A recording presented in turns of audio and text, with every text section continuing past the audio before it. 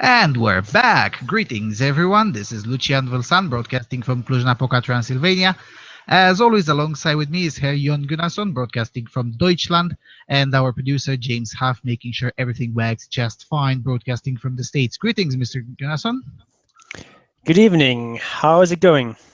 That's going fine, except for the weather, which just went full winter on us. It snowed today. It actually snowed. Wow.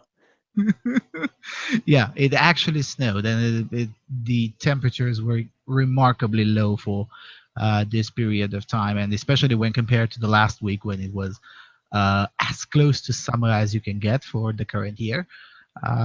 Even one day was over 30 degrees in Celsius. So yeah, today was remarkably cold and it snowed. But except for the weather, everything is just going well. Well, except for the weather and the latest news. I mean, Sweden just got culturally enriched a few days ago. Russia got culturally enriched. So it's madness in the news all over the place. Yeah, now America's going to war once again. Well, that's really the usual stuff. I mean, not that they're going to war, so they're going into another war. That's the Yeah. point. Yeah, probably I should have added again in the case of the news about Sweden. Yeah, they got culturally enriched again. But yeah, well, other than these details, everything else is going just fine. How's about the weather on your end? Yeah, as usual, the weather on my end is kind of similar to yours, but just less extreme. It's also gotten quite a bit colder the last couple of days, down to like 10 degrees, as low as like, I don't know, 6 or 7 degrees like during the middle of the day. So that's quite cold for this time of year, and especially considering how warm it was last week. So that But no sucks, but snow. But no no snow. snow, no. Ah, you Germans and your moderation.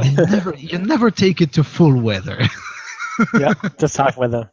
Just half weather, yeah. Alrighty. It's not a remarkably crowded news section, so I guess we're gonna have to have time to peddle whatever goes through our heads because of it. So yeah, let's go to the first one. Okay, the first And one is from the Icelandic Archives or the Independent. Male contraceptive blocked by drug companies who make billions from the female pill. Doctors are on the cusp of launching the first new male contraceptive in more than a century. But rather than a big pharma lab, the breakthrough is emerging from a university startup in the heart of rural India. Years of human trials on the injectable sperm-sapping product are coming to an end, and research is preparing to submit it for regulatory approval. Results so far show it's safe, effective, and easy to use, but gaining little traction with drug makers. That's frustrating for its inventors who says his technique could play a crucial role in condom-averse populations. A new birth control method for men has the potential to win as much as half the 10 billion or 8 billion, $10 billion or £8 billion market for female contraceptives worldwide and cut into the 3.2 billion of annual condom sales. Businesses dominated by pharmaceutical giants Bayer, Pfizer, Merck, according to estimates from the last major drug company to explore the area. India's reversible procedure could cost as little as $10 in poor countries and may provide males with years-long fertility control, overcoming compliance problems and avoiding ongoing costs associated with condoms and the female birth control pill, which is usually taken daily. It could also ease the burden on the 22 million women in developing countries who the World Health Organization says have an unmet need for contraception. Yet, so far, only a US nonprofit has taken up the development of the technology abroad. For Surya Guha, the 76-year-old biomedical engineer who invented the product, the challenge is to now find a company who wants to sell it, even though male contraception is an area Big Pharma has so far shown little interest in. The treatment, known as reversible inhibition of sperm under guidance, or RESUC, is reversed with a second shot that breaks down the gel, allowing sperm to reach the penis normally. The expected launch of RESUC over the next 2 years will contribute to the Indian contraceptive market's 70% growth through 2021, according to a report last year from Pharma Young Consultants based near New Delhi. The procedure is 98% effective at preventing pregnancy, about the same as condoms if they are used every time, and has no major side effects, according to R.S. Sharma, head of reproductive biology and maternal health at the Indian Council of Medical Research. About 540 men have received it in India, where it continues to prevent pregnancies in their partners 13 years after treatment, he said. A submission to regulators this year will seek approval for Rizuk as a permanent method of birth control. There will be appended with clinical data supporting reversibility, Sharma said. India has more married women with an unmet need for family planning than any other country, and social stigma and a lack of privacy in stores has kept condom use to less than 6%. Globally, men tend to take a backseat in matters of contraception.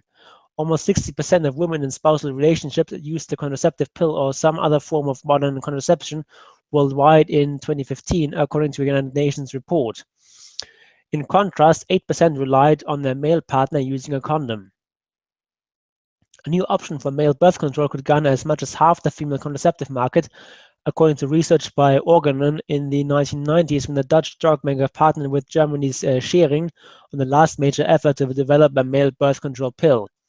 Demand would come from couples in long-term relationships looking to share family planning responsibilities and single men looking for an alternative to condoms to prevent an unintended pregnancy from casual sex, Köhling Benning said.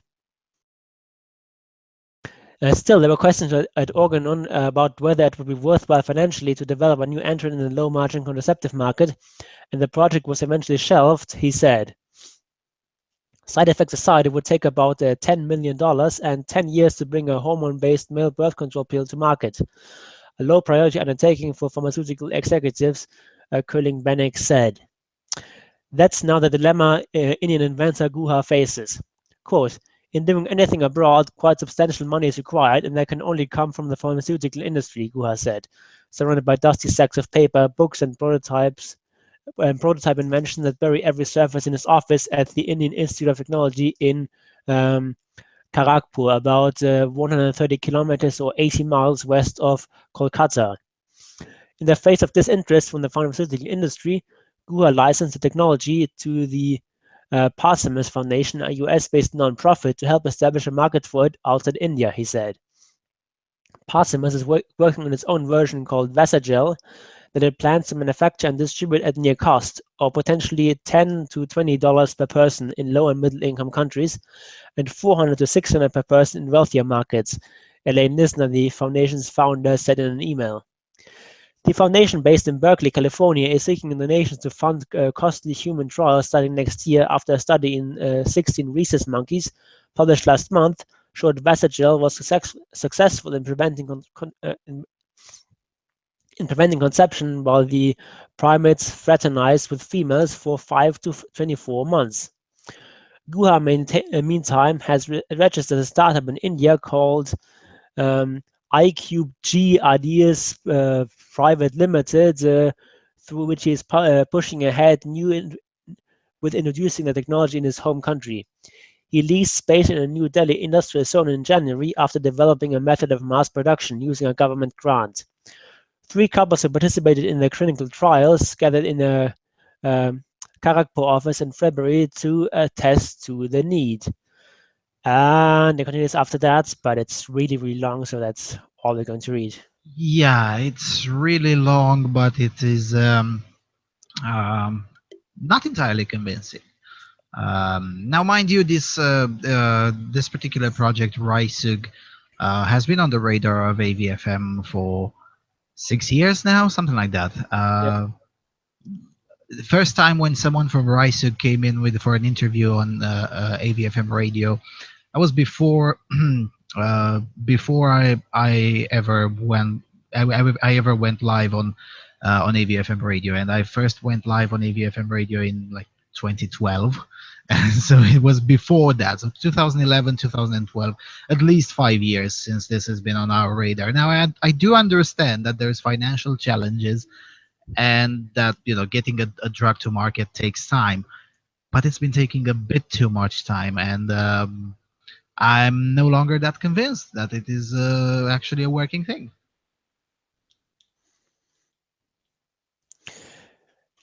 Yeah, I don't know. I mean, they say it's what do you say? It's 98% effective at preventing pregnancy. Does that mean like per year or like per use? Or I would assume that it's per year because otherwise that's like really low. Hmm. Because I mean, Yeah, just like imagine you admittedly, have like sex 200 times a year, and then chances of getting pregnant is pretty high. yeah. Yeah, admittedly, this article also has a very weird tone. Uh, it pretty much reads like a conspiratorial blog, and of course, this is not the problem of the fine people who try to make this particular product, which again I'm no longer convinced by it, but it's not their problem; it's the problem of the editor. But it does read like a conspiratorial blog because. It has lots of inexact information, and also it has this conspiratorial innuendo. Oh my God, the big pharma does. Yeah, no, not really. I mean, after all, big pharma does makes 0 shekels at this point over from a male contraceptive. So why wouldn't they want to make more than 0? So it just doesn't work like that. Whenever you hear, oh my God, big pharma has or could have X, Y, Z, and they're not doing it because yeah, no. Every time this kind of narrative has been peddled, every time it turned out to be bollocks. Yeah, I mean, I guess the basic idea is that this male birth control pill would be really cheap, and um, if they produce that, then they're going to sell less female birth control stuff that's more expensive, and so they're going to make less money. But that argument doesn't really work because that's not how patents work. Because Yeah, if you have a patent on a male birth control pill, you can charge whatever you want for it, at least for the first, what is it, 20 years. something like Um, that. I mean, 20 years from the time you file for the patent, which is going to be before you actually bring it to market, but it's still for a pretty long time. You can actually charge. You can charge $500 for this thing, even though it only costs you $10 to manufacture. That's perfectly fine. Yeah, You can do that. Um, so I don't really see. And I mean, the article sort of contradicts itself. Because on one hand, they say that this could, take over half the market for contraceptives, but on the other hand, it's not profitable for the pharmaceutical firms. Doesn't make any sense. It yeah, can't be both. yeah. If it's half the market, it's gotta be fucking profitable. Yeah, especially if if it only takes $10 to manufacture a dose. Yeah, yeah. Also, it has this business of this business that it would be too cheap. Yet at the same time they talk about selling it with like $20 in poor places and $400 in $400 to $6 per person in wealthier markets. So well, it just seems that being cheap is not really a problem. Also, let's not forget aspirin is cheap, yet it is still being produced, manufactured for a profit by pharmaceutical companies, and aspirin is no longer under a patent and it's still profitable. So something that is, just because something is cheap, that doesn't necessarily mean that it's not profitable or it's Though not on the other useful. hand, the thing is that particularly in the US, the drug laws and so on have gotten stricter in recent years, and it's actually quite plausible that if aspirin were a new drug that was brought to market today, it wouldn't get FDA approval. Yes, So that's true. But nevertheless, I mean, this guy has in India, laws haven't gotten stricter at all. They're pretty much the same, and they're very, very low standard in comparison to the United States. So, yet for some reason, he still hasn't been able to do it in India. I mean, if it's really that cheap to produce, then why not, self-publish in a way? Sure, you may not end up famous, but you're going to turn in a profit. yeah, so what I gather from this article is that efforts to produce that are now starting in India, but apparently it's not quite ready for the mass market. Mm, yeah, So I don't I don't know. know. I don't know. Besides, you don't have to license it in the United States necessarily. There are other places. There are many treatments that are have in the meantime being licensed in Europe and in Israel and in Mexico, and yet they're still somewhere on a shelf on the FDA offices. So you don't necessarily have to license it in the United States. Why don't they try to license it in Mexico or in Europe or in Israel? There are other options, Yeah, something about that story doesn't quite add up. It doesn't have to be in the United States. And if it's really that expensive to license it in the United States, then forget about it. Let the United States be last on this. Start in Mexico.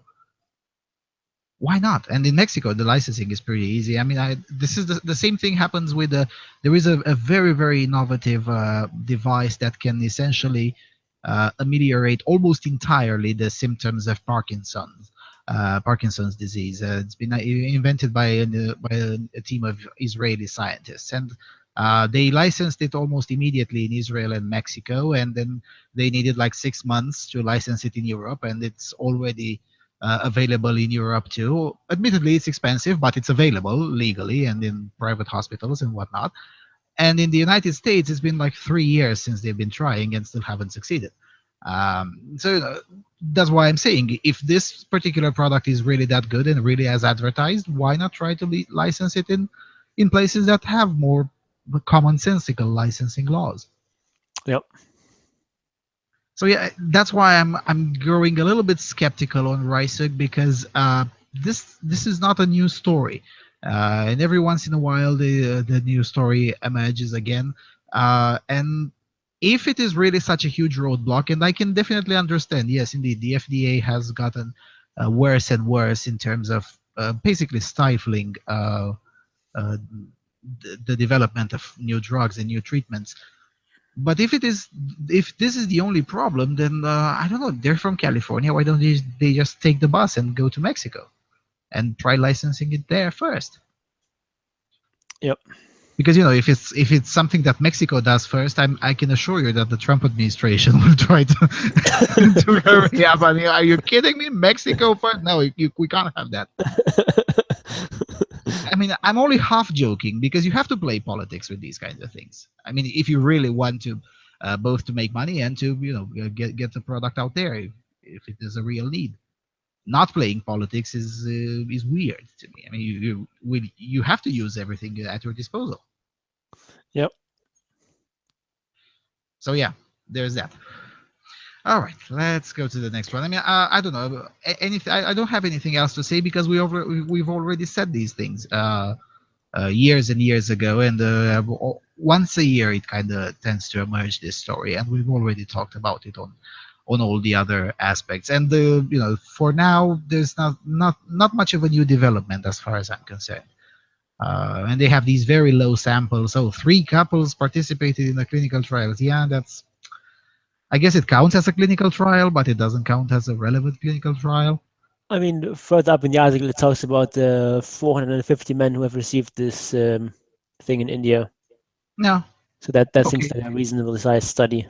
Yeah, for a first attempt, yes. But again, this maybe it would help if they would give us the links to the paper, even if it is a pay-per-view something. But give us the studies in themselves, so we can, I don't know, talk a little bit more about it.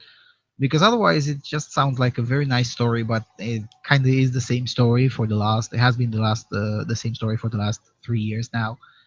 I don't know. Yep. That's why I'm getting more skeptical. Right. Let's go to the next one. Okay, the next one is from the BBC. Abduction arrest after missing mother Samantha Baldwin found. A mother who went missing with her 2 sons for more than a week has been arrested on a suspicion of abduction. Police said Samantha Baldwin, 40, and her children were found at secluded accommodation near Ollerton in Nottinghamshire.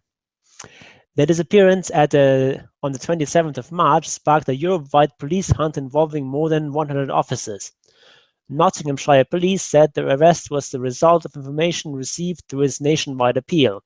In a statement, the force said, it was now working to establish the full facts of the disappearance and is putting in place additional support measures for all parties involved. Police said the boys were found in a cabin at a small holiday business after a tip-off and had not been physically harmed. They're now being looked after by childcare professionals. Though the information was provided independently of the business, the owners were assisting officers with their inquiries, the force added. Two women, aged 62 and 36, who were arrested on suspicion of assisting an offender, have been released on police bail. So it's So, kind of a confusing story with the sort of high journalistic standards of the BBC. But basically, it looks like this mother has abducted her children, and has sort of done what a lot of fathers do when they fear that they're losing custody. They fear that custody would be given to the mother. They abduct the children because otherwise they're not going to see them again. And if the mother keeps them, then courts will almost always take them away anyway. yeah. And in this case, it's a mother who has done that, and apparently that now makes national news at the BBC. Yeah, and the mother, alongside with two friends, I guess, a 62-year-old and a 36-year-old. It's not really clear what was those two other women's involvement in the story was. It's not clear at all. They've been released on police bail, okay, but what exactly did they Yeah. do? So yeah, high journalistic integrity and standards by the British Brainwash Corporation. Uh, yeah, I guess it does make national news because for so long, uh, women haven't been in this situation of uh, risking losing the custody of their children. It just happened so rare that it didn't happen enough so as to actually hit in the percentage of women willing to go to such extreme measures. Whereas since it happens so often with men, it's unavoidable that it will hit within the percentage of men that are willing to go to extreme measures. Yeah. It's also not clear to me how was this a Europe-wide police hunt. I mean, it's England. You don't get to leave Britain without anyone knowing. So they could have just checked if she left the country, and she didn't. So you don't actually need to trigger a Europe-wide police hunt. It's not like you're in Poland or in Germany where you can just leave the country without really anyone knowing. Yeah, that's quite strange. I don't know. The BBC. The BBC. Although it could be worse. Moving to the next one, coming from the Sun. So as I was saying, it could be worse in terms of reporting. Because this story is indeed a sad one, but nevertheless, it's reported in a very sensational way. But then again, it's the Sun. Um, I was so angry. Dad claims waiter told him it was inappropriate to hug his son in restaurant because it made other diners, quote unquote, uncomfortable. A dad eating out with his son has spoken of his anger after claiming a waiter told him he was making the fellow diners uncomfortable for hugging the youngster. Matt O'Connor, 50, said he was in a restaurant in London with just his youngest son, Archie, 11, last November when he was reprimanded by staff. The dad of three thought it was a joke at first when the waiter apparently approached him about having his arm around the schoolboy. But he said he soon realized the worker was deadly serious, and he left the restaurant abruptly. Jesus Christ, you guys need editors. Matt, 50, said he took Archie to a posh restaurant in London when he was told he was making other customers uncomfortable. He told the Sun online, quote, I liked taking the kids to nice and interesting places. We were messing around, having a cuddle, and I had my arm around him. We were talking about his schoolwork and other things on his mind. A waiter came over and said it was inappropriate and could make other diners uncomfortable. My first thought was that this was some kind of a practical joke or wind-up, but he was deadly serious. It's outrageous that people would feel uncomfortable about a parent's open display of affection with their child. I left quite abruptly. I was so angry. Matt, who lives with his family in Clapham, South London, decided to speak out after the Sun revealed how hotel staff called the police on a widower staying in a travel lodge. Craig Darwell, 46, was treating Millie, 13, to a trip to Thorpe Park when the hotel manager asked him to prove he was her dad. Matt, the founder of Fathers for Justice, added, quote, "I've long been aware that showing any affection to your children in public can land you in a hot water if you're a dad. I don't want my sons growing up with that harmful message. Dads should be able to express their love for their children openly and in public," close quote. So, um, I see that Fathers for Justice are learning agitprop, aren't they? Yep. I mean, I'm I'm definitely convinced that this is an agitprop move, and I think that's a good thing. Feminists have been using these kinds of things for decades now with quite a reasonable amount of success, and it's about bloody time. Non-feminist groups use it as well for purposes of agitprop in the topic of sexual politics, and especially on this kind of issues. I think that this is the kind of thing that you don't have to be an MRA or a father's rights activist to understand how absurd it is to be reprimanded because what was the crime? Oh my God, you were hugging your daughter or your son. Can you believe it? I mean, I think most people Openly can. in public, have you no shame? Yeah, I think most people can relate to the message of Matt O'Connor. I just don't think that everyone is so batshit crazy um, to side with the whatever the restaurant worker, waiter, whatever. And this is the kind of thing that can definitely get on board a lot of normal people. Yeah, and I mean, this kind of thing is in fact a real problem. I mean, this idea that when that men are sort of constantly under suspicion of being pedophiles when they're around children is, especially in the English speaking world, is quite widespread, and it really needs to stop. Yep. I mean, And think about it this way: we have it nice here in Europe. In Australia, I think it was an airliner that had and I think they still do have this policy that if an unaccompanied minor is traveling by plane, uh, the staff is supposed to do whatever it can for the minor not to sit next to an adult man, which I think is insane. yep. And besides, and these kinds of airline policies, I mean, some of them are really that insane. I mean, how many sexual assaults do take place inside an airplane? I mean, that's like literally people left of you, the people right of you, people behind you, people in front of you. Yeah, Where's this molestation supposed to take place? yeah, and it's such a tight place. I mean, it's you don't even have room for that. You barely have room to read something. But yeah, and this is as you were saying, this is the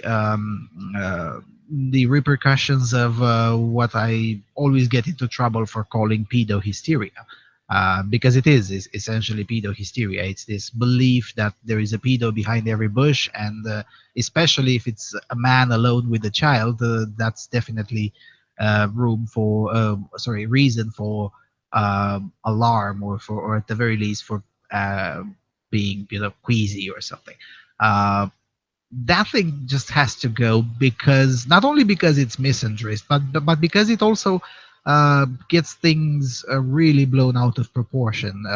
There aren't really that many pedophiles, period.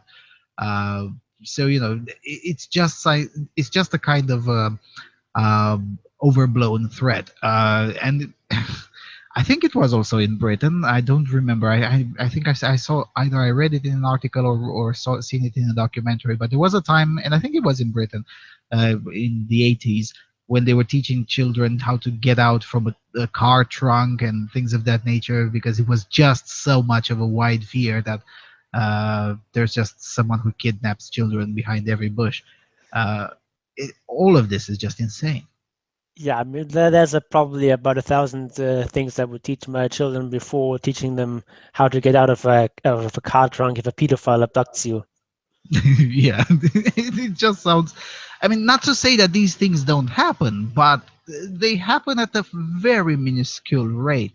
Uh, I don't even think there is one such case per year, more like two per decade or something like that. It is very rare.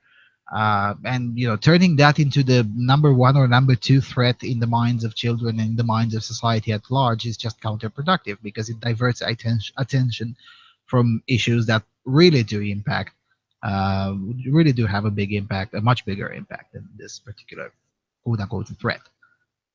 Yeah, and it's very harmful not just for fathers, but also for any sort of men who work with children, whether it's teachers or staff Kinder, kindergarten workers, kindergartens, at nurseries, at yeah.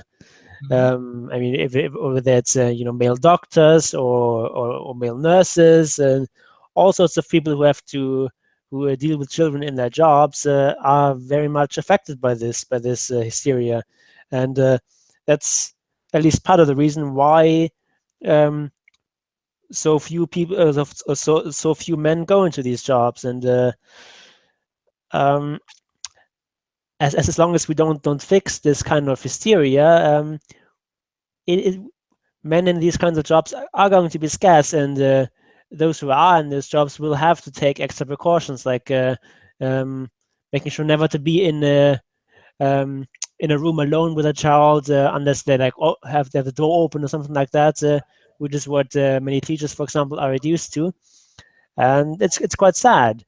Also means that men basically never get to touch children, even though that's in many situations appropriate and would be useful and beneficial for children.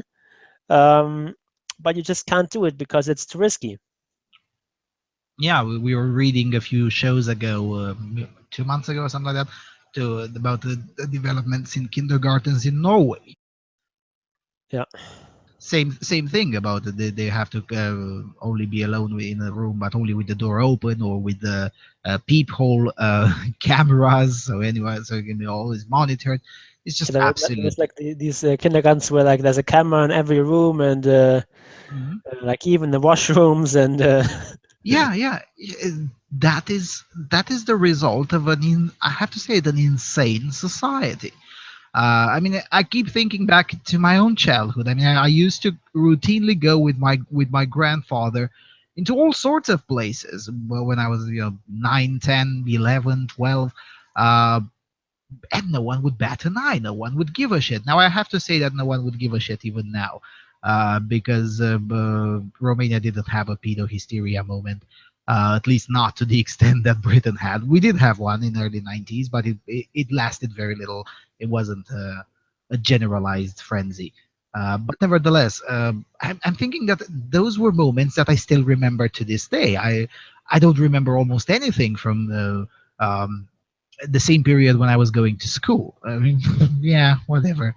Where everyone was trying to behave, impeccably. I remember the naughty moments with with my grandfather when we used to go to the beach, or we used to go to some whatever park, and I would get to play with stuff and whatnot. That was fantastic.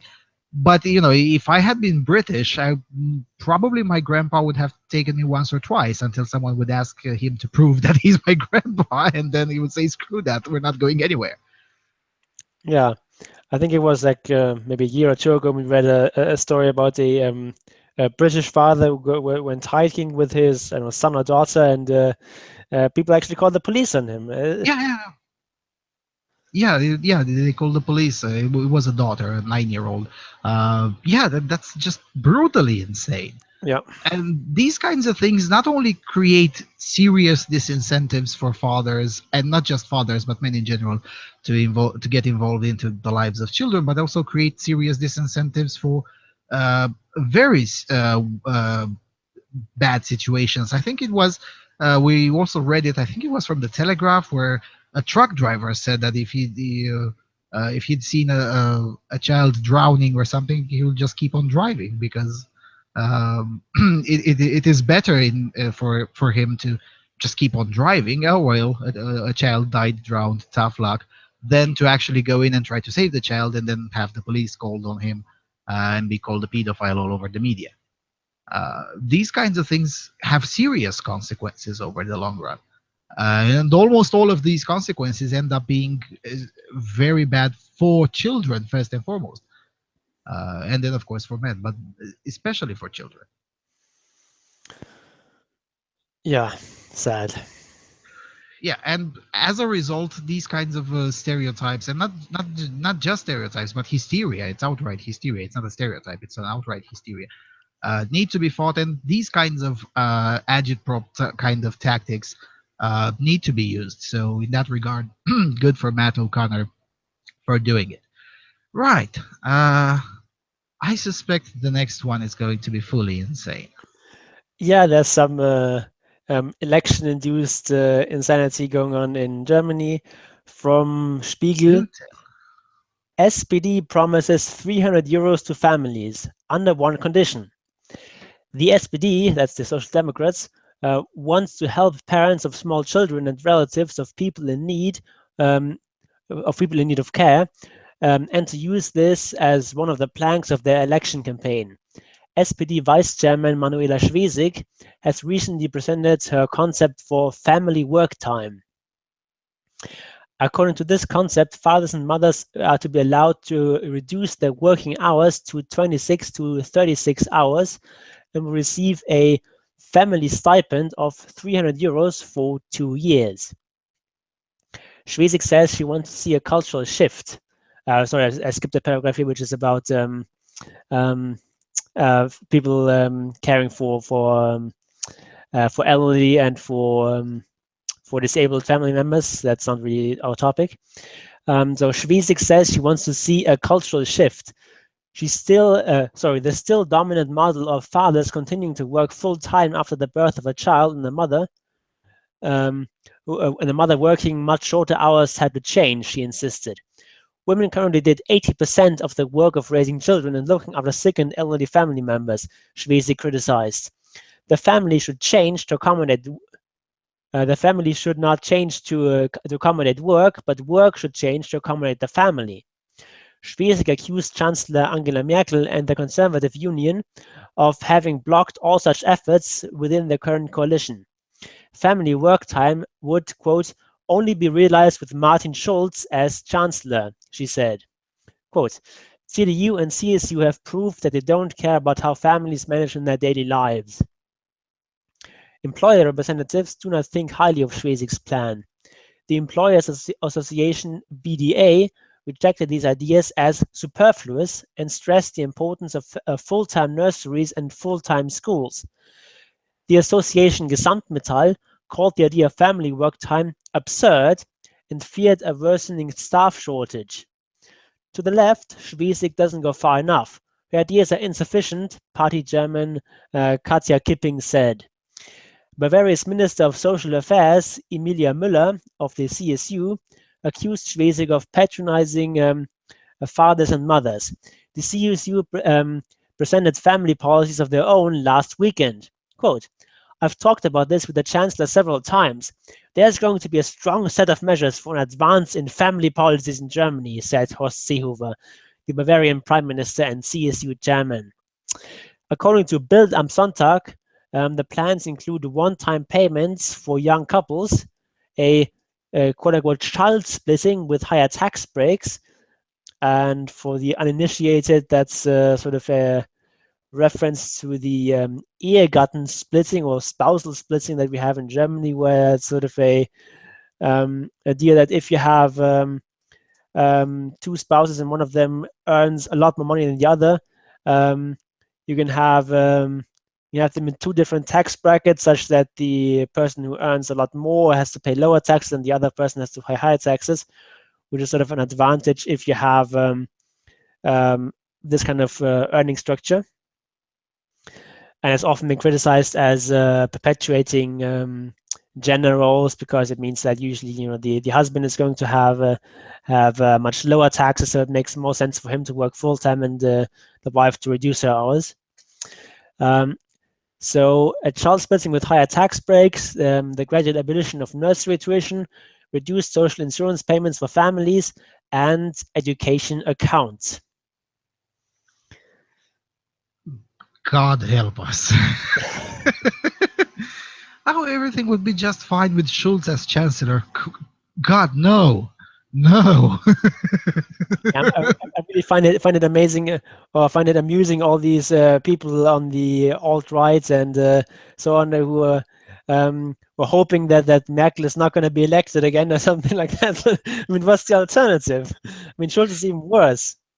Yeah, and it's not like Pretty much everything that people on the right care about. yeah, and not to mention that it is just a practical impossibility at this moment to see AFD or a coalition between AFD and CDU. That's just Yeah, it's not going to happen. At not least gonna not this happen. year. Yes, yeah, not this election cycle. Yeah, I mean, maybe it AFD will is happen. it's like at 8% or something like that. I mean, and no one wants to form a coalition with them. How are they going to get into power? Impossible. Yeah, and let's say the polls are wrong and the AFD gets 16%. It's still not enough to govern, and it's still not enough to actually get into a coalition. And so yeah, this election cycle is just not going to happen. And the what SPD is putting forward is, on most issues, not just family issues, it's just wow. I mean, I would probably cancel my vote. I mean, I wouldn't want to be German in these elections. I mean, the best choice is mental disorder. That would be the CDU. Then it's mental disorder on steroids, which is SPD. And then if you don't like these two, there's always the Greens and Die Linke and the party that has no chance of governing, the AfD. So I wouldn't want to be German in these elections. I promise I'll Yeah. never ask. I promise I'll never ask you who you voted for, because no. Oh, I can tell you who I'm going to vote for. I'm going to vote for the FDP because a coalition of CDU and FDP is Has happened before, yeah. it's happened for many times, and it's the best possible realistic scenario. Yeah, And the the FD. FDP is not it's not that I agree with them on most things, but at least on most things they're like less harmful than the alternatives. Yes, and at least they They're, can. they're like moderate social democrats instead of radical ones like the other parties. Yeah, and they tend to know their economics at the very least. Well, when compared to most of the other parties, they tend to know their economics, which is good, I think. I mean, they're not so much good on economic things, but like less bad at least. They're sort Yeah, of, yeah, as I less said, bad. they're the moderate social democrats. Yeah. Now on to the proposal itself. Yeah. How about no? This lady from the Ministry Against Men.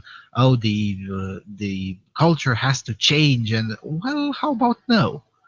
And this, oh, but the family doesn't have to adapt to work, but work has to adapt to family.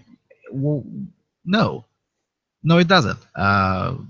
There are things that are simply beyond your control, and you have to adapt to them. Why is this and this is the part where the left always gets things wrong. It is freedom doesn't mean that you get to do literally everything. There are things that are outside of your control, and you have to take them into account and adapt to them. Why is this such a hard thing to understand? Yeah, I mean, I don't really know how much Schwesig actually believes the bullshit he's peddling here, or whether it's just sort of a matter of gaining votes now that the election is on the horizon. I mean, the same. That's This proposal from the CSU. I mean, like the CSU has been part of the government for 8 years now. The SPD has been, no, sorry, for 11 years. yeah, and SPD for at least 4. SPD for the last for the last 4 years, and then like 4 years they were not in power, and then before that they were in power for 11 years. So I mean, Yep.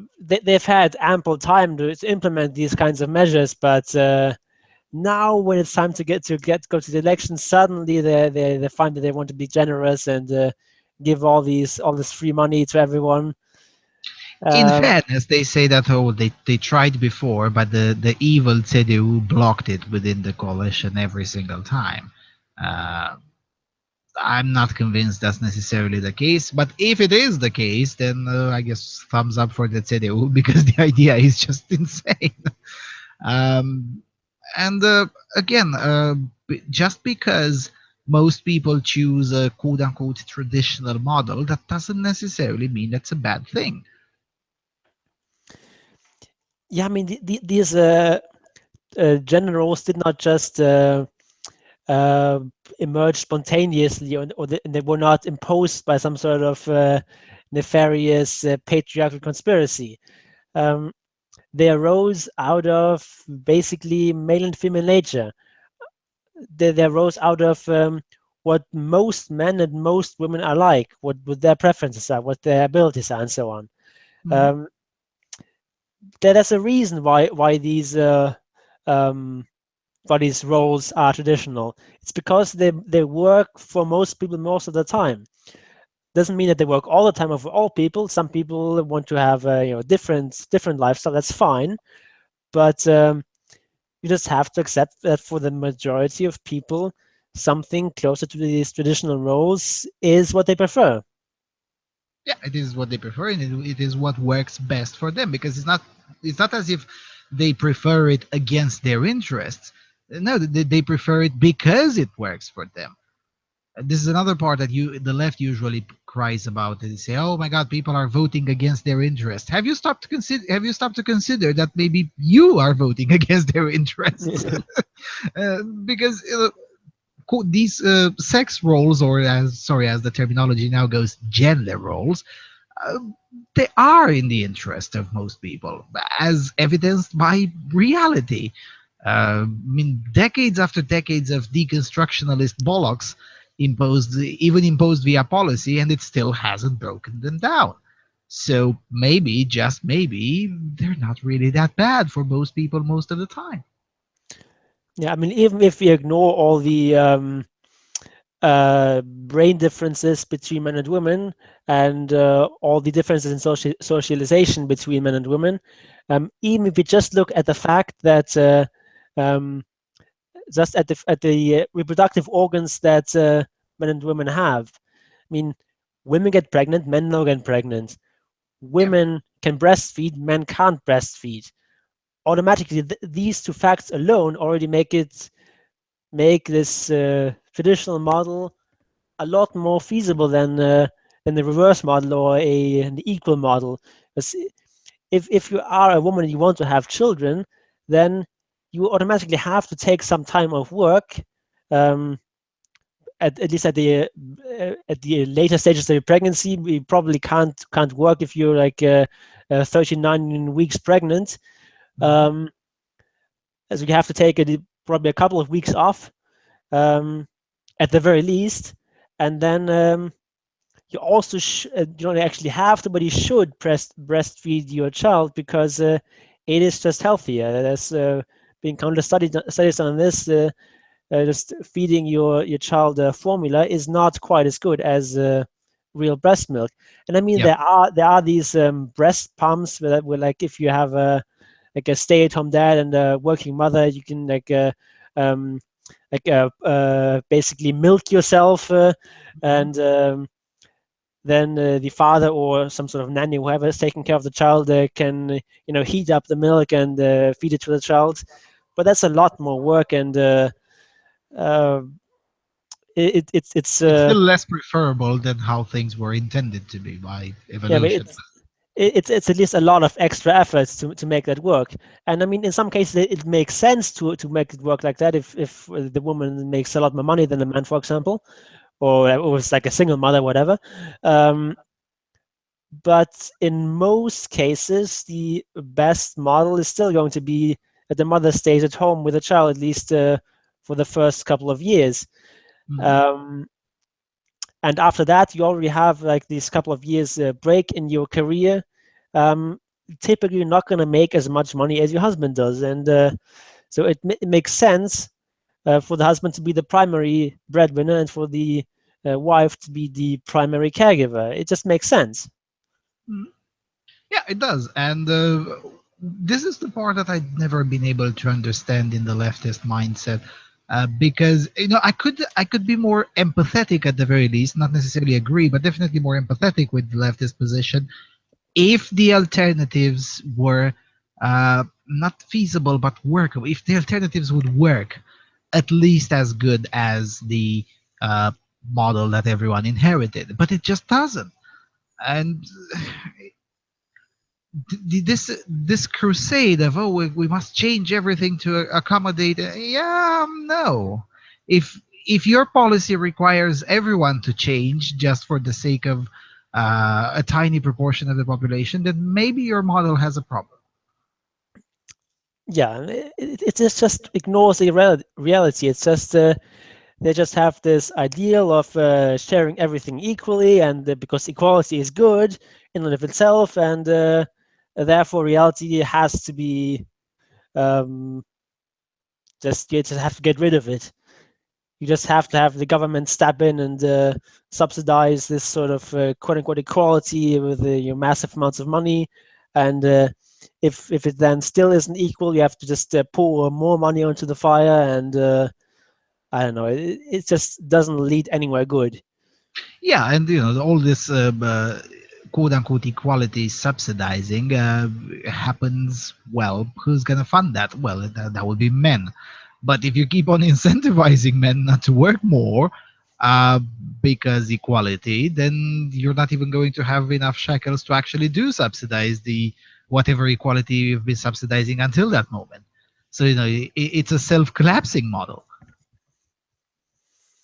So in a way, they should be happy that men are not responding to the to the incentives that they've been promoting. I mean, it's just, I don't know. It reminds me of that South Park episode where they hang Mr. Reality because that's just the better thing to do. All right. Let's go to the next one. The next one is really funny. Uh, I've read the first time I've read this piece of news in the Swedish press, and I thought to myself, I hope someone will publish it in English by Friday, so I don't have to translate it. And lo and behold, they did. Coming from the Telegraph, Swedish football ultras wear niqab to get around the law banning face masks.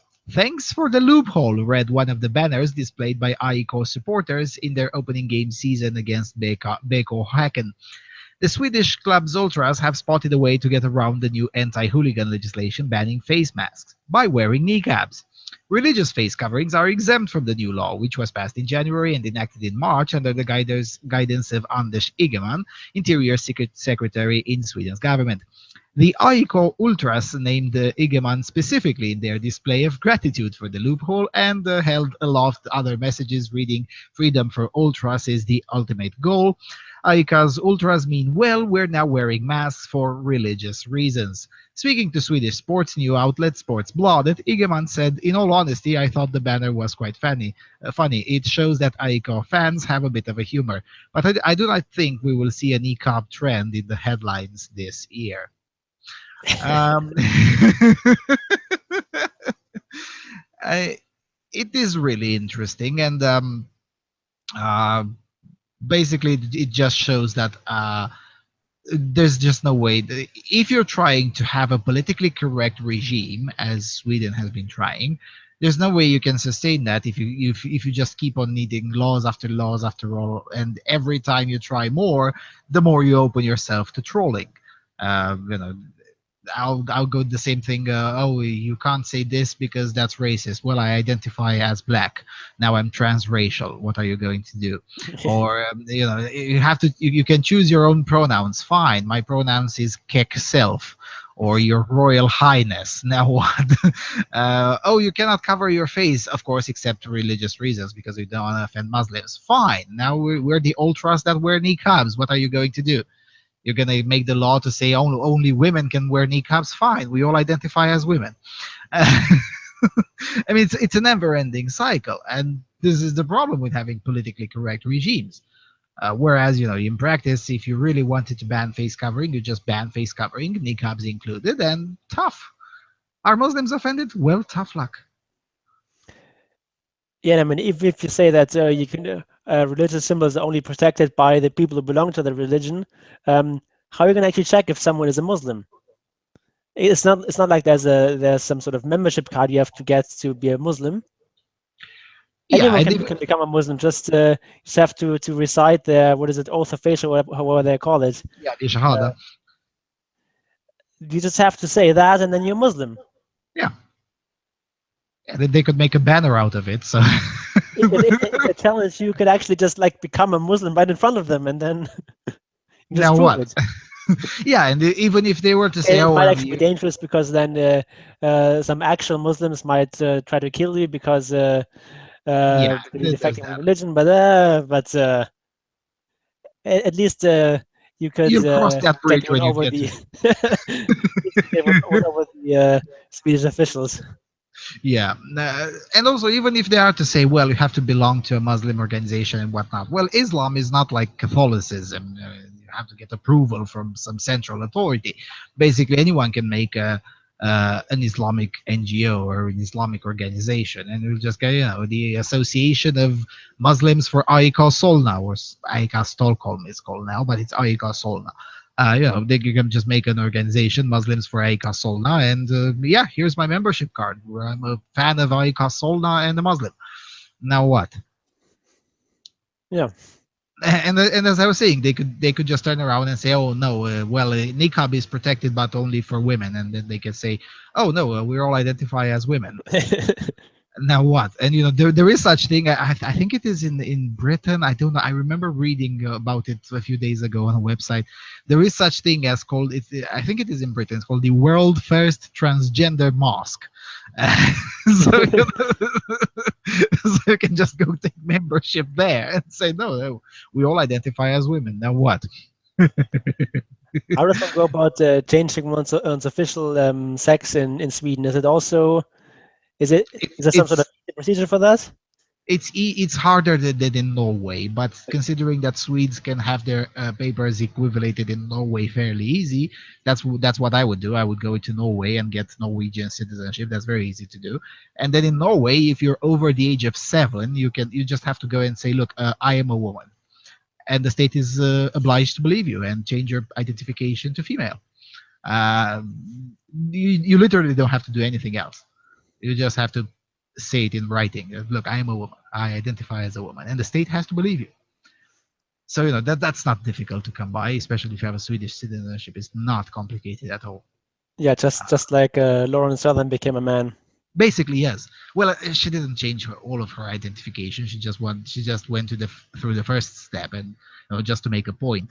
But if you really want to make a point, I mean, I was talking to a few of my Norwegian friends, and I was saying, look, if I had a Norwegian citizenship, I would definitely dedicate several weeks a year, or several weeks a year, just to gather enough people and just go and troll the bureaucracy. We'd go 100 people and declare ourselves women, and then 2 weeks later we'll go again, and no, you have to change it all back because we changed our minds. And because if gender is fluid, then it's as fluid as I say it to be. And if you don't believe me, you're transphobic, and I would sue you for discrimination. Because that's how you get a majority of the population to see the ridiculousness of these laws, if you troll them into oblivion. Yeah, so I'm only a woman on Wednesday, except on full moons. Yeah, basically. Yeah, and of course, our progressive friends will think that what we're saying here is hate, but at the end of the day, when you have these kinds of laws, they're open to trolling, and this is true. This is what we keep saying when we say, look, be aware of unintended consequences. Because the law at the end of the day is for everyone, and if you make it open to trolling, it will be trolled. Especially now. I mean, in the 80s, people would troll the law, but and they'll definitely troll it now in the age of trolling, when trolling is now official policy. Just a few days ago, the government of Gibraltar was telling the EU that it is behaving like a cuckolded husband. So in 2017, governments call each other cucks. So that's the level of trolling we're living in. So yeah, I call Solna Ultras. They definitely have a point in trying to trolling, and the general secretary in the Swedish internal affairs department. They say, oh yeah, well, but I don't think we'll see any cop trend headlines in this year. Yeah, maybe not this year, but by next year, enough fans of enough squads in Allsvenskan, that will be the Swedish first division, may pick up on it, and then you'll have a problem. Yep. All right, let's go to the next one. Also from the silly place. All right, coming from a place of cancer. Paris bans sexist and discriminatory outdoor ads. Here we go again. Sometimes when I walk around my city, it's nice to imagine roaming the streets without frequently passing ads telling me I'll be sexy if only I take up smoking or lose a few pounds. Actually, it would be sexy if you take up smoking and lose a few pounds. Anyway, a world without sexist ads may sound too good to be true, but it's a trend that's slowly taking over one major European city at a time. The Council of Paris, the city's governing body, voted this week to ban, quote, sexist and discriminatory, end quote, outdoor ads throughout the city. Business Insider reports that a new contract, effective November the 20th, forbids JC Decor and the advertising company which won the contract from displaying any ads which include sexist stereotypes, homophobic images, degrading, dehumanizing, or offensive representations of men and women, ethnic discrimination, discrimination of nationalities, religious discrimination, ageist images, images that adversely affect human dignity. That is quite an impressive list. Why should the city of Paris allow ads on property it owns which might negatively impact its citizens? Quote, after London and Geneva, which already put in place similar measures, Paris is showing the way by taking all possible actions to prevent the distribution and promotion of images degrading to certain categories of citizens, said the city's mayor, Anne Hidalgo, in a press release. She went on to say that the decision was, quote, an important measure in bringing to a public space that daily fight against stereotypes and violence toward women, close quote. The phrase makes no sense. The decision comes after a major controversy over a series of ads by fashion brand Yves Saint Laurent, which featured impossibly thin models, with one spreading her legs open for the camera.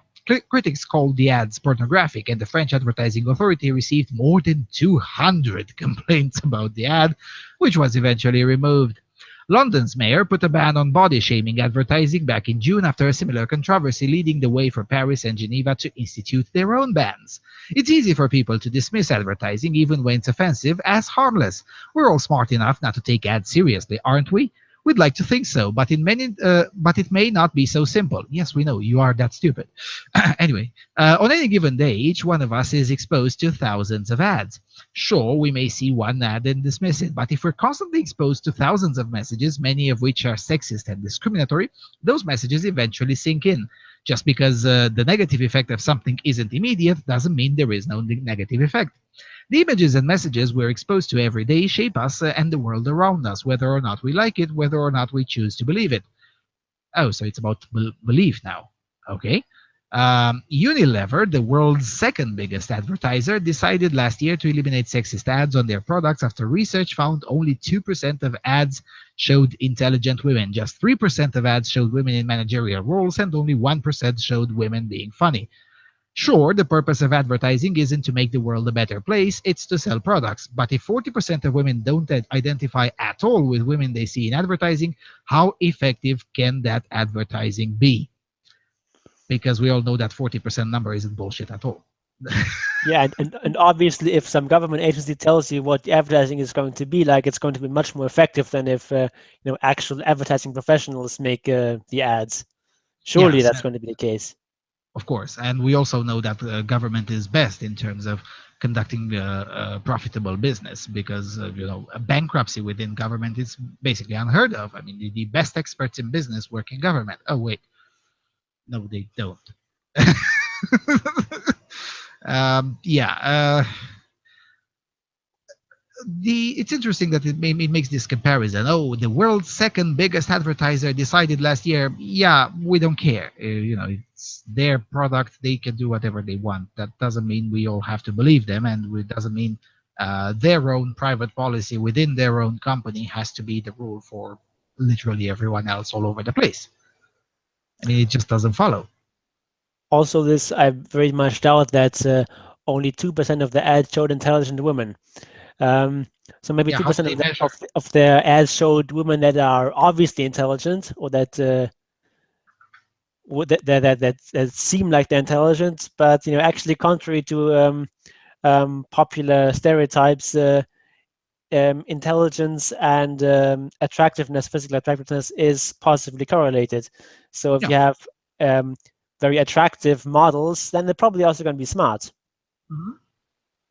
Yes, and again, it really does depend on the ad. I mean, if it's an ad to, I don't know, deodorants or something, how do you assert the intelligence of the character in that particular ad? I mean, it's just someone using deodorants.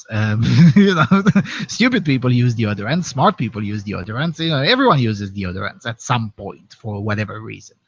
Uh, how do you how do you how do you assert that? I mean, it just makes it very very much of a relativistic thing, which is something that the left likes a lot, and something that people of the non-left really don't like for obvious reasons. Uh, but let's look back into the quote unquote legislation, whatever their decision. Uh, how the hell do how, I want to know what ageist images means. I also want to know what is images that adversely affect human dignity. Is there some dictionary where you can, or some checklist where you can say, oh, this affects human dignity, this doesn't? How do you assess that? I mean, that sounds very relativistic. Well, to be fair, almost all of them sound relativistic, but this one particularly, images that adversely affect human dignity. I don't. It's predicated on the notion that most or all people are having their dignity so thin that they can be affected by some images in an ad, which I don't think it is the case. Oh my God, that ad showed a human being in an undignified way. Better jump off a bridge. Yeah, and what is an undignified way? Yeah, it's really fuzzy, and I mean, for me as a German, that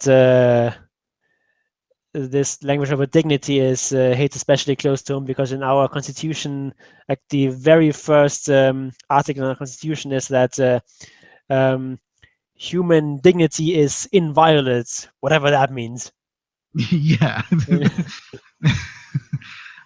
Also, it should be mentioned that Anne Hidalgo, the mayor of Paris, is fake news because, Paris is not after London and Geneva. No, it's after London, Geneva, Rome, Stockholm, and a few other places. just the ones that we covered on this show.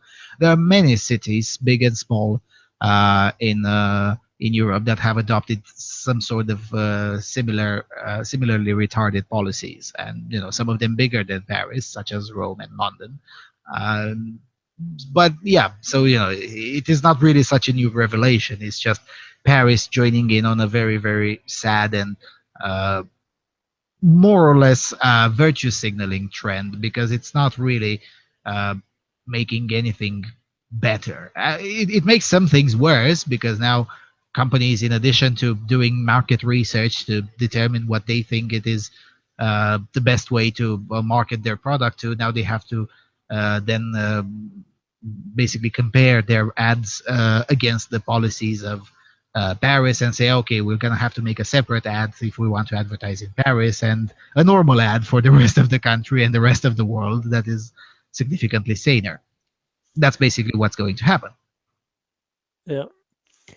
Also, with this list, like what, for example, does what would an ad look like to be pulled for religious discrimination? Like going by the plain meaning, if you say make an ad to sell, I don't know, Bibles, for example, that would be, I guess, religious discrimination, because you're just selling books marketed at Christians and not any other religions. Is that religious discrimination, or would it be like an ad where, like, say, Christians and Muslims are portrayed in a different way?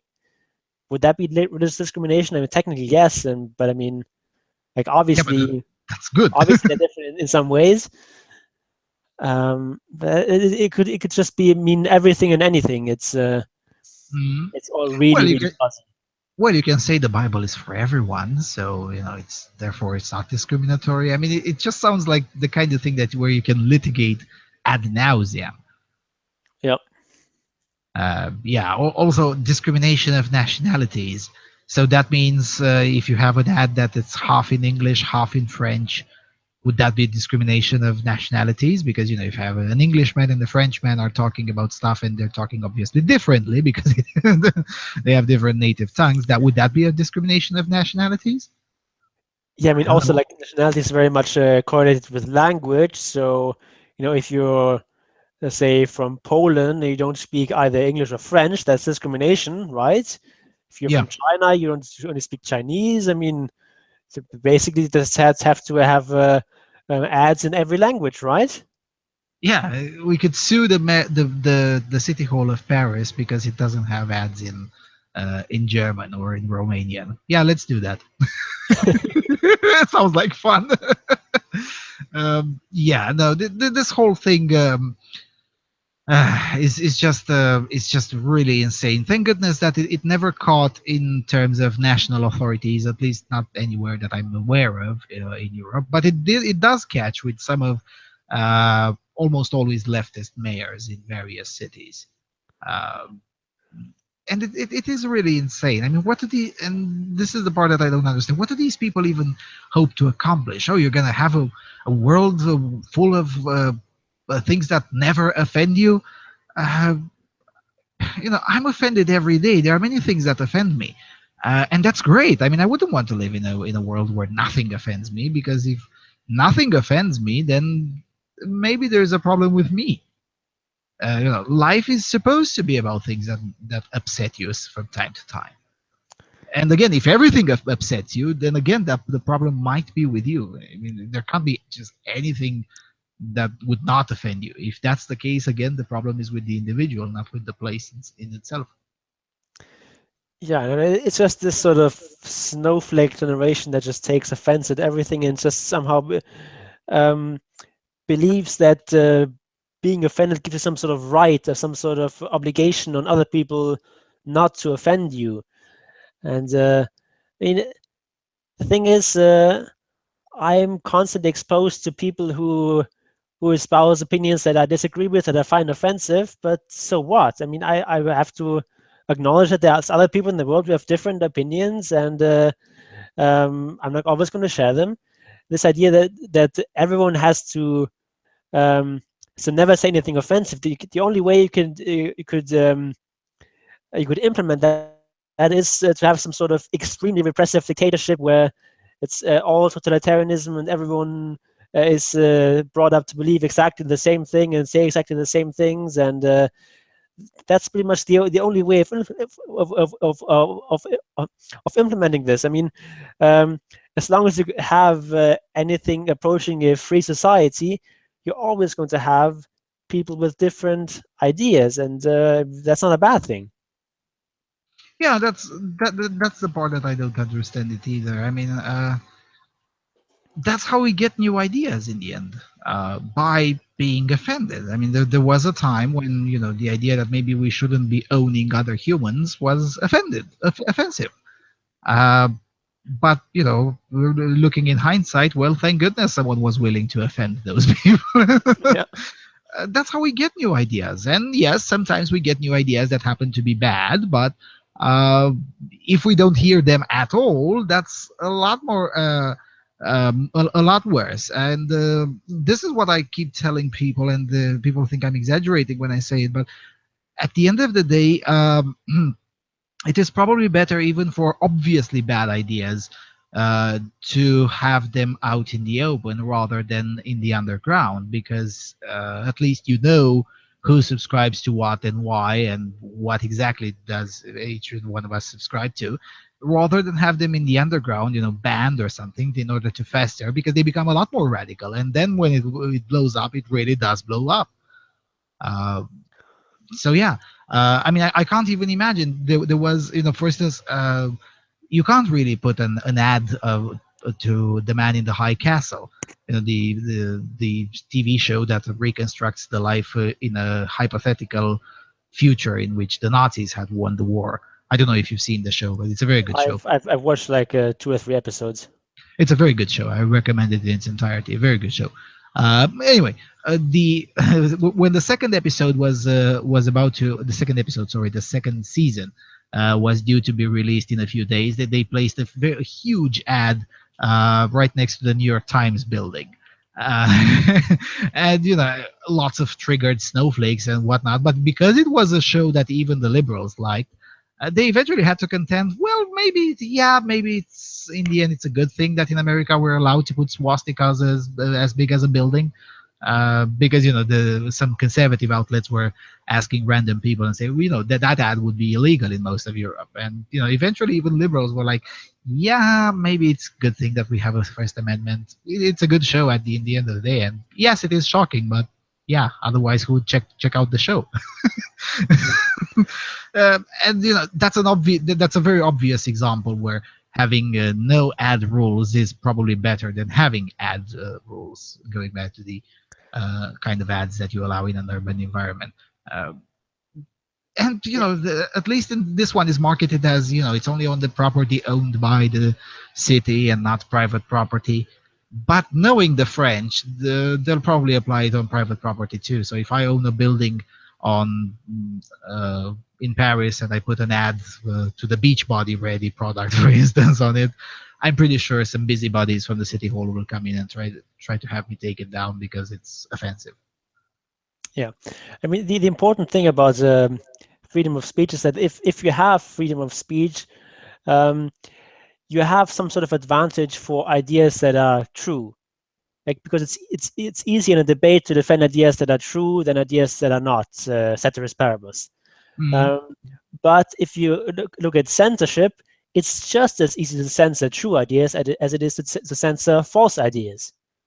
There isn't any sort of advantage for the truth in censorship. So if you want to fight the game of censorship, it's who has more power to censor what ideas. It's a completely symmetrical fight. If you're on the side of truth, you have no advantage against someone who is on the side of falsehood. And I mean, in a free and open discussion of ideas, the truth doesn't always win out, but at least the truth has an advantage, and that's pretty much the best you can hope for. I mean, this idea that we just need good people in government, and then everything is going to turn out fine. Yeah, that works until you get bad people in government, because there isn't any systematic way of always having good people in government. It doesn't work. No matter what your political positions, sooner or later someone is going to come into power who doesn't share your opinions, and then you're screwed if the government controls everything. Yeah, the government that can give you everything can also take away everything from you. And by give you everything, I mean anything from healthcare to permission to speech, because that's no longer a freedom of speech; it's permission to speak. Yeah, if the government can give you anything like that, automatically means it has control, and then it can take it away whenever it damn pleases. But I guess this boils down to the fundamental conflict of vision that both of us have with a significant chunk of the general public. There's the tragic vision and the unconstrained vision. As Thomas Sowell would put it, the unconstrained vision is the one that you laid out earlier. If we just put the right people in the right institutions, utopia would emerge. Whereas the tragic vision is, yeah, no, we're all flawed. All humans are flawed, and the question is how to erect institutions to somehow manage that inherent flawedness that everyone has, and basically hope for the best. And there's just you're always going to have evil in the world. You're always going to have bad ideas, and there is a certain amount of them that you'll just have to tolerate. You'll just have to toughen up and tolerate them. Yeah. Yeah, I would end this segment with the quote, a 12-year-old quote from Stephen Fry. It is now very common to hear people say, "I'm rather offended by that," as if that gives them certain rights. It's actually nothing more than a whine. I find that offensive. It really has no meaning. It has no purpose. It has no reason to be respected as a phrase. I'm offended by that. Well, so fucking what? by Stephen Fry in The Guardian on June the 5th, 2005. Right. Going to the last one, coming from the Daily Wire. Now, this is not necessarily from Europe, but it's pretty much something that we're slowly starting to observe in Europe too. And considering that we don't have institutions to actually do research, these kinds of stuff, but Americans do, we're going to have to rely on them on this. So, the Daily Wire study how many millennial men want stay-at-home wives. The number will stun you. When we think of millennial generation, we tend to think of perpetually offended Bernie Sanders supporting hippies, tweeting about the horrors of capitalism from an iPhone while drinking an overpriced Starbucks latte. Or at least that's what I think of. We don't think of traditional values and stay-at-home wives. But according to the new data from the Council of Contemporary Families released last week, millennial men are far more traditional than we might have suspected. When gauging the youngest sect of male millennials, those aged 18 to 25, a stunning 58% favored a family with a stay-at-home wife. Amazingly, millennial men were found to be more traditional in this respect than men in the age group some 20 years earlier.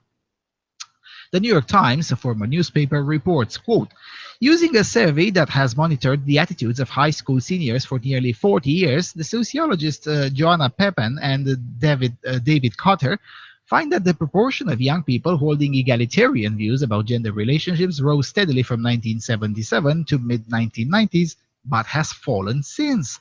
In 1994, only 42% of high school seniors agreed that the best family was one where the man was the main income earner and the woman took care of the home. But in 2014, 58% of seniors said they preferred that arrangement. In 1994, fewer than 30% of high school seniors thought that the husband should make all the important decisions in the family. By 2014, nearly 40% subscribed to that premise.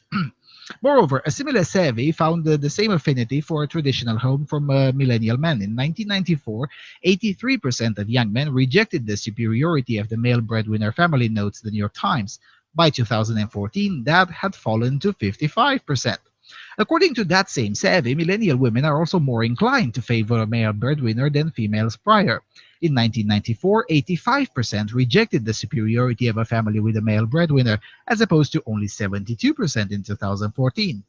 Additionally, as noted by the former newspaper, men comprising the millennial generation, those aged 18 to 34, are significantly more likely than Gen X or baby boomer men to say that society has already made all the changes needed to create equality in the workplace. Perhaps there is hope for the millennial generation. So, that's interesting. I mean, the differences are quite significant, I would argue. Yeah, I mean, I'm sort of irritated by this one question that they have, that whether the husband should make all the important decisions in the family. That's not actually traditional values. That has never been Sure. Yeah. At least not like in the United States or in Western Europe. Yeah. Yeah, but then again, the Center for Contemporary Families tends to have this tendency of or I should say, the propensity of exaggerating certain stuff.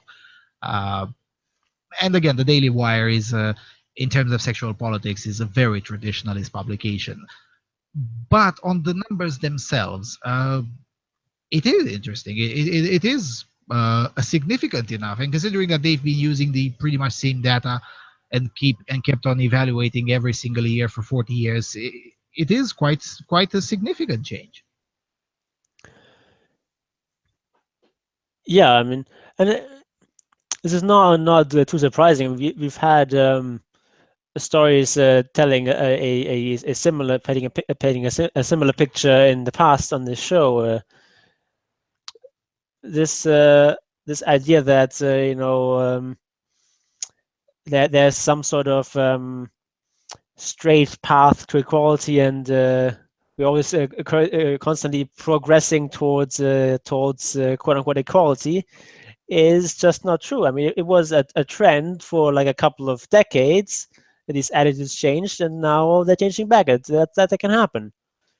It's nothing. There's no like law of history that tells us that we need to achieve equality because that's some sort of because that's the next stage of history or something like that. No, things change, and then they change in the opposite direction, and it happens.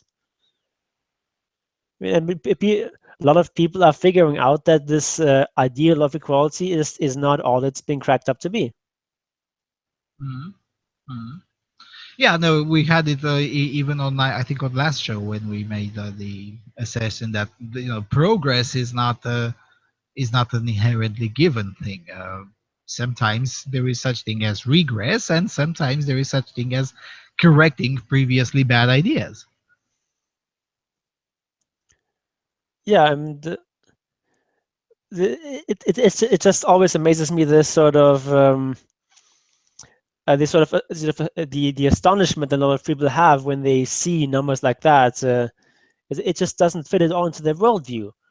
Mm. Um, and I'm not. Maybe it is sort of a Marxist legacy because Marx had this sort of weird theory of history, The arc but of I don't know. history, yeah. But I mean, of course, most people, even most Marxists, haven't actually read Marx or know particularly much about Marx. So I don't know how much interest it really had. Yeah, I have to agree with that too. I mean, I've recently met a chap who openly claimed himself to be a Marxist, and me and a friend of mine who are both really on the far right, and we actually read Marx, and we started talking about him about the capital theory, and he was like, oh well, I don't know that, I don't know if I agree with that. Well, I'm sorry, you said you're a Marxist. I mean, what the hell are we supposed to discuss about? So yeah, that's true.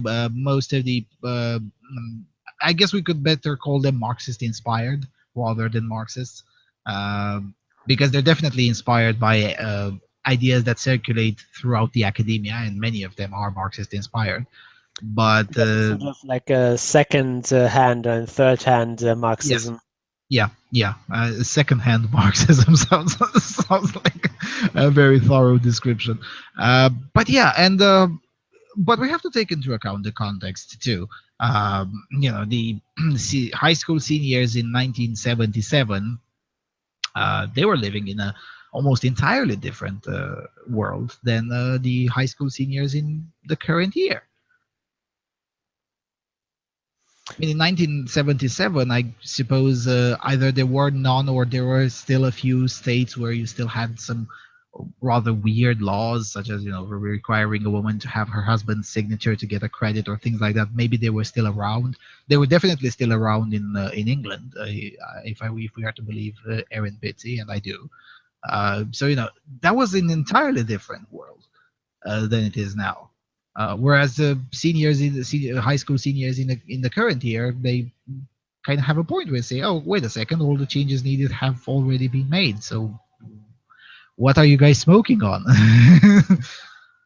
Yeah, I mean, back then, feminism still wasn't like a good thing, but at least they had like legitimate issues still. Whereas nowadays, it's just there's nothing Mhm, pretty much. mhm, There are all mhm, these made-up issues of man spreading and all these made-up words. They've just completely run out of actual issues. mhm, mhm. Yeah, in 1977, and I presume there was no one uh, really concerned about mansplaining or about sexist ads or things like that. I mean, there were some rather more pertinent and tangent issue and real issues, or at the very least issues that with which the general population could actually relate to and could actually have an opinion about it. And uh, but even if disagreeing, could say, oh well, but yeah, they kind of do have a point. But now it doesn't happen. Also, we have to remember in 1977, there also wasn't pretty much none of this great phenomenon that we see now in many countries, including in Eastern Europe lately. Uh, these places where you have a how does Erin Pitti calls them man deserts, entire neighborhoods of just basically single mothers, and all the effects that go from that, and most of them obviously are not positive effects. None of that was around in 2000, in 1917 or 1977, sorry, or in 1994, the other year that this article explicitly references. Or in 94, they were still not that prevalent, whereas in 2017, many of the kids answering these surveys might themselves be the product of state incentivized single motherhood, and they've seen the bad results. And many of them, both leftists and conservatives say, well, the millennials, youngsters, whatever. Yeah, but the millennials are actually starting to read about this shit, and they're starting to notice. Hold on a second, it's not actually normal nor good thing to have vast swaths and generation after generation raised by single mothers. It actually is detrimental for all of us, and they start shaping their own views, and their own views it necessarily have to go back to a more uh, traditionalist slash conservative, or I would say rather normal worldview, in which no, hold on a second, yeah, we should probably raise our children as mothers and fathers rather than as single parents. And yes, if that means as we were talking earlier, if that means that the woman might have to put a pause to her career and whatnot, yeah, well, tough luck. It's probably better that way. Yeah, and especially the generation after the millennials, the people who are now like 16, 18 or whatever, Yeah, the Gen Z. Yeah. Yeah, whatever you want to call it, who are becoming much more conservative than their parents. Yeah, there was a paper a few weeks ago and said that the Gen Z, that's where I picked up the term. They're basically the most conservative generation since the greatest generation, and the greatest generation was the uh, So-called greatest, at least. I mean, yeah, the so-called can't really the use that term in a 1920s. straight face. Yeah, the 1920 generation in the United States, basically. That's the quote-unquote greatest generation. Um, the generation that fought World War II, basically. So yeah, but that was considered for many years, almost 100 years now, that was the most conservative generation. And now, apparently, kids that are now 13, 14, 15, 16, uh, this generation builds up to be probably more conservative or as conservative as that particular generation. And many on the left have criticized the paper, saying that, oh well, yeah, but it doesn't take into account that people change over time. Yeah, sure, it doesn't. The paper was supposed to show the attitudes right now of that particular generation. It doesn't say anything about how they will change or if they will change. Yeah, and also people within that generation typically tend to move more to the right as they get older, not the Yeah, other way around. yeah, that's what I was about to say. In general, the trend is people as they get older, they move to the right rather than to the left.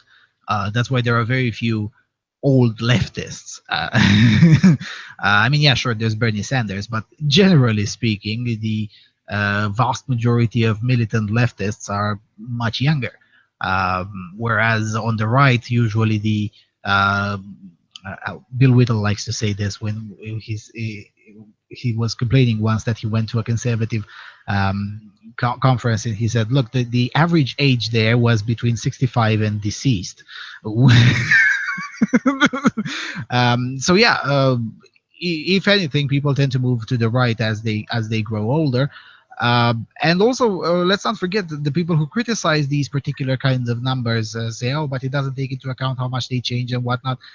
Well, I'm sorry, but these are the exact same people who calculate their next election based on demographics and say, oh, if we get that much young people or that much blacks to vote for us, it's enough to win elections. And they fail every time when they calculate like that, because, well, that's because they are the ones that actually don't take into account that people actually do change. Yeah, though with this getting sort of drifting to the right as you get older, I'm not. I would guess that at least a part of it is that is that it's sort of people staying where they are, but like the general political consensus moving to the left, which is what we've seen over the last decades and really over the last centuries. Mhm. Like, I mean, if you go back to the French Revolution, you were on the if you were like what is today a libertarian, you would be like pretty far on the left, whereas today that puts you pretty far on the right. Yeah. And people on the right, back then were like monarchists. I mean, no one is a monarchist today, basically. And So not only monarchists, but also monarchists in the for absolutist monarchy. because Yeah, there are monarchists today. The people who oppose the Republicans in Britain. In Britain, there's still a debate: Republicans versus monarchists, and a significant chunk, I would venture to say, a vast majority of the British society is monarchist. But the monarchists in present day Britain are very different than the monarchists in during the French Revolution, for sure. I mean, yeah, like modern day British monarchists, for example, they're not really in favor of monarchy. They're just in favor of the The symbol of status monarchy. I quo. mean, the British Queen is not a monarch. She's not someone who rules alone. She's just a figurehead, basically, with almost no real power. Hmm. Uh, I mean, I'm talking about like the real monarchists who are in favor of a hierarchical society where there's like different classes of society that have different sets of rights, whether you're like a regular person or whether you're part of the aristocracy or the clergy, give you different rights, different taxes you have to pay, and so on. Um, this sort of society where you have different ranks. Um, that's sort of what traditionally was Hmm. right wing. Hmm. Nowadays, right wing is like favoring traditional family and things like that, and favoring like leftist ideas like nationalism and uh, things have moved very far to the left, and I think it's if it is indeed the case that um, the political consensus is going to shift to the right in the future, then maybe we'll see people drift to the left as they get older. Maybe that's going to happen. Yeah, or as you say, to Or like respect. drift to the left relative to the Yeah, current consensus. yeah. They would rather stay the same, but the consensus would move much further to the right. Sure, that's a very distinct possibility. But I was thinking, especially if you look at it in terms of social issues. But if you look at it in terms of economics, uh, there is a distinct trend uh, observed in almost all societies, that most kids might favor all sorts of socialistic ideas, but then once they start paying taxes, they tend to start realizing that, hold on a second, having big taxes and going, yeah, maybe that's not particularly a good idea. Yep. Yeah, maybe taxes should be lower, even if that means government services will have to be cut back. Yeah, I mean, in particular, if you like, say, a university student, it's really easy to be in favor of like free tuition and so Yeah. on. That's not exactly rocket science why lots of students are in favor of that. Mhm. Yeah, but then once they go into the labor market and they start paying taxes, then they might, when you tell them that, look, okay, while you're a student you campaign for free tuition. Well, I'm a politician who will give you free tuition. Oh, and by the way, your taxes are going to double. Um, they'll suddenly say, well, you know what, fuck that free tuition. Yeah, no, thank you. I'll pay it. No. Because that's the thing. I mean, in terms of economics, definitely people tend to move, even if only a little bit to the right, as they start working and paying taxes. I mean, I haven't met in too many people. I've met a few, but I haven't met too many people happy to pay taxes in the 60 and 70%. Uh, Nobody is really that happy. There are very few true socialists out there. Individuals who say, "Yeah, I pay 70% in taxes, and I don't mind if taxes will go up to 75 or 80 if this particular program is introduced. I don't know whether it's free tuition or quote unquote free healthcare or whatever." But there are very few people like that. Most people are like, "Are you crazy? You already take three-quarters of my income. Fuck that. No." Yeah, even a socialist like Gerard Depardieu is not too happy with that, and Yeah. he moved out of France for precisely that reason. Yeah. I think William F. Buckley had this thing, and he said, no, not William F. Buckley, sorry. Bill Whittle said that, if you want to see how socialist a socialist is, try to take his stuff to pay for his programs, and he'll immediately turn into William F. Buckley right in front of you in a matter of seconds. And to test this theory, he used to do that when he would do his college talks. He would put the kids to put their iPhones into a box, and tell them in advance, "Look, we're going to the pawn shop and sell all these phones, and then get a bunch of $20 bills, and then we'll split them evenly among homeless people in this town." Oh wait, you don't want that? You kidding me? Don't you want to help? Do you really hate the homeless people? I thought only Republicans do that. And basically, of course, he wasn't going to do that, but he was trying to make a point, and the point wasn't always lost. I mean, some of those kids ended up then joining to various conservative conservative groups, and slowly started to understand. And now, hold on a second, my shit, my property actually matters. Yeah, even if it means we're denying homeless people their $20. Yeah, yeah, and there is and this is basically what I was saying earlier, the tragic vision. You have to tolerate certain stuff, and there is such thing as priorities. Now, probably with all the things that are in front of me right now, I could feed an entire village in Africa for a month, and I'm like, yeah, but I won't do it because I worked for the stuff that are in front of me. So no, I won't do it. Yeah, I could do it, but I won't do it, and that's the case for almost all people. But at the very least, I don't pretend to be oh, so compassionate and whatnot. No, I'm compassionate with the people that are around me, not necessarily for other people, because I recognize my limits. That's the thing, that the leftists don't tend to recognize their limits. All right.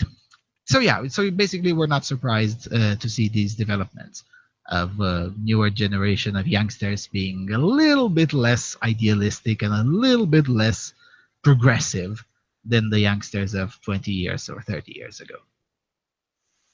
Yep. All right. Next Friday is, I think it's in English, it's called Holy Friday or something like that. Friday. Good Friday. I always forget the term. Are you around?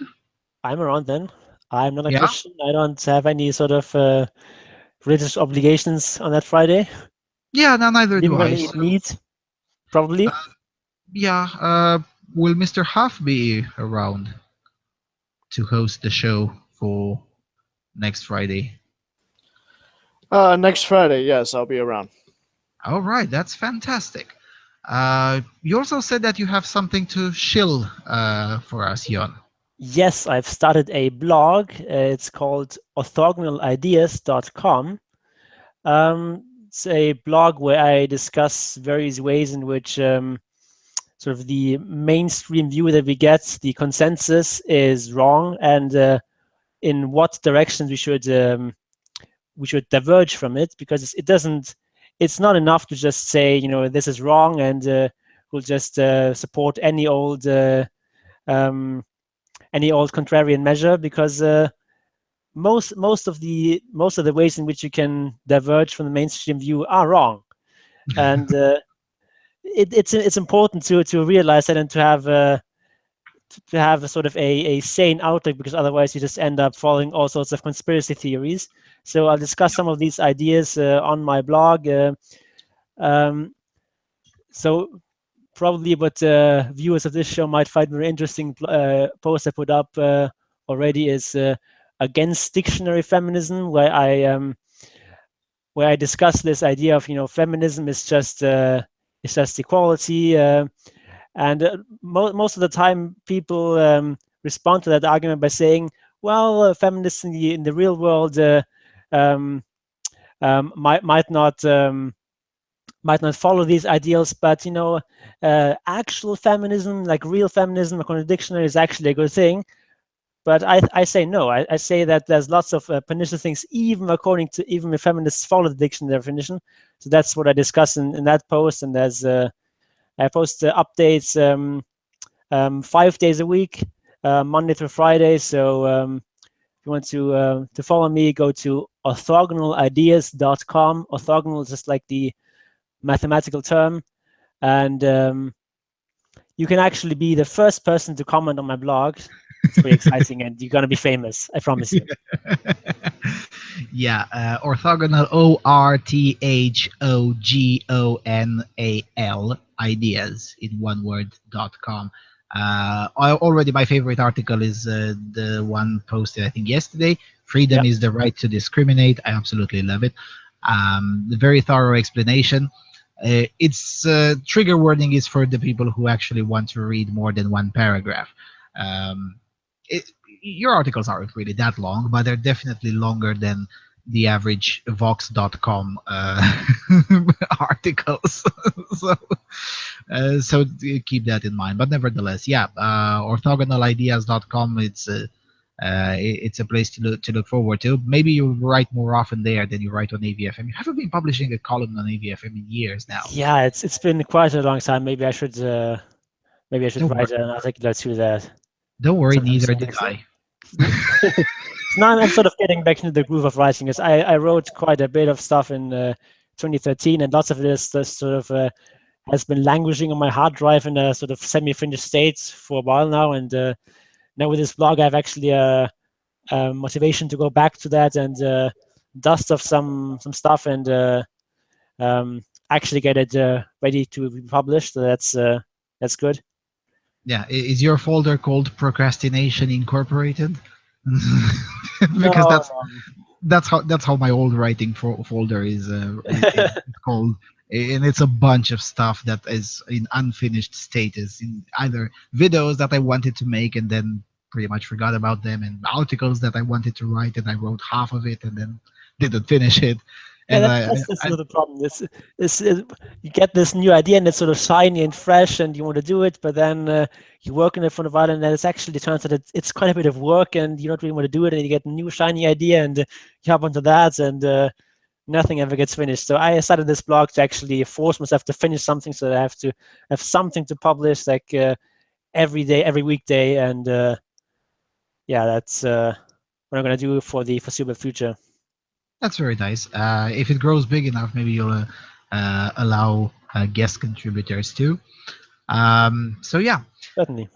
But yeah, in my case, I just have a very huge folder called Procrastination Incorporated, where it's a lot of unfinished stuff. I don't know. I could definitely see that some of them I'll publish them 3 years from now, even though I started them 2 years ago. Right. So, with that said, now we know that we'll be here next Friday. I'm out of things to say. I have one last point of order, which is recommendation to take the red pill. Goodbye, Take the everyone. red pill. Goodbye, everyone.